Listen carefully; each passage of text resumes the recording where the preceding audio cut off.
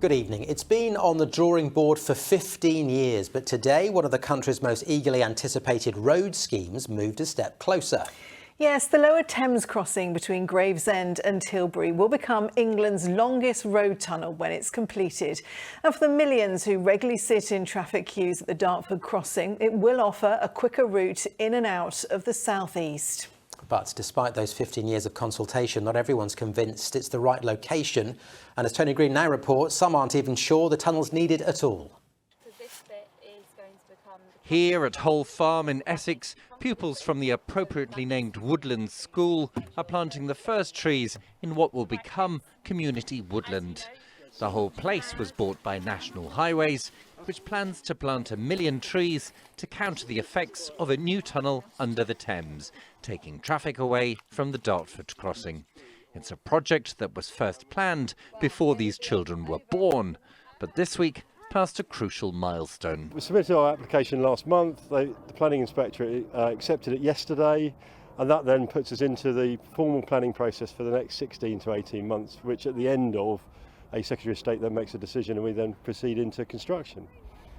We started consulting on the Lower Thames crossing 15 years ago. Why is progress so glacially slow? It's a mixture of a couple of things. Up to 2016 we were deciding on where the route would go, and then from 2016 onwards it's then about how we then apply that route best. South of the Thames, the tunnel would link here with the A2 and M2. But most of the major work is in Essex. Despite 6 consultations, there are plenty of people who aren't happy. We still feel that the Lower Thames crossing is not fit for purpose. It'd be hugely destructive. It won't solve the problems at the Dartford crossing, and it'd be a complete waste of £10 billion or more of taxpayers' money. In Thurrock, we have the biggest concentration of logistics industries. We absolutely depend on having a functional road network to enable our businesses to continue.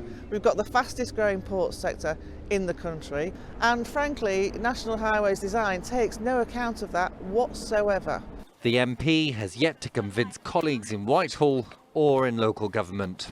I travel to Kent quite frequently, and going south sometimes is okay, but coming the other way it can often be a challenge. So the infrastructure on National Highways clearly needs to be added to in terms of getting people across the Thames. Whether the crossing ever gets built, the trees have begun to go in. These children won't have to plant the remaining 14,000 destined for this site, but they'll certainly be old enough to drive by the time the tunnel gets built, if the road ahead for this project is clear. Tony Green, ITV News, Brentwood. The National